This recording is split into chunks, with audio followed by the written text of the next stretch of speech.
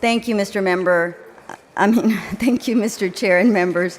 I rise in strong opposition to SB 1362. I believe that the vast majority of gun owners in Texas are committed to being safe and responsible owners of firearms, and they deserve practical common sense tools with which to keep themselves, their families, and their communities safe. I, too, am a gun owner, just like many of our colleagues here, but this bill puts lives at risk by stripping communities of one of those common sense tools available to stop violence before it happens. And not only does it eliminate an option for a policy that we don't even have in place in Texas, it criminalizes the people who try to use this approach.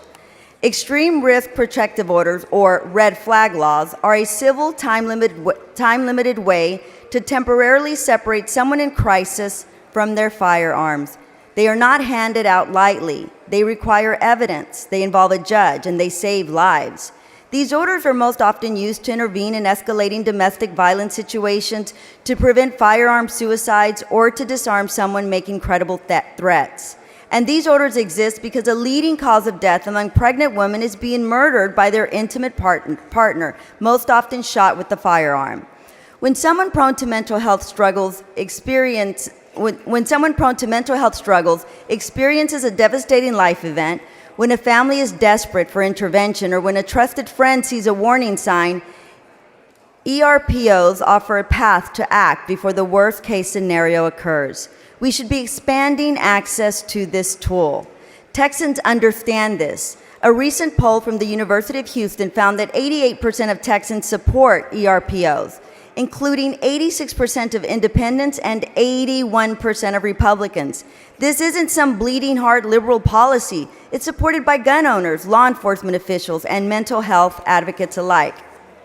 In fact, in Texas, in 2024, Texas led the nation with 18 law enforcement officers killed in the line of duty out of a national total of 147, marking a 25% increase from previous years.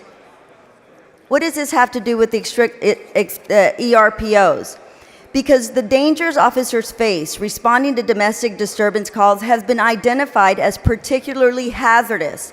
The more guns available to people in dangerous situations, the more at risk our officers are when they're responding to these calls. A study highlighted that domestic violence incidents are the most dangerous situations for law enforcement, with the DOJ report showing that 40% of our officers' deaths are related to domestic violence calls. The U.S. Department of Justice studies officers' deaths and which calls are the deadliest. The most recent reports illustrate 40% of fatal calls from 2010 to 2016 were related to domestic violence. That number was so high, researchers went into more detail about those cases. In all but one of those cases, the officer was killed with a gun. In 35% of domestic abuse cases, there was only one officer on the scene when the shooting happened. Friends, SB 1362 sends a chilling message. It tells sheriffs, if you intervene to prevent a suicide, you could be prosecuted. It tells judges, your authority stops where political ideology starts.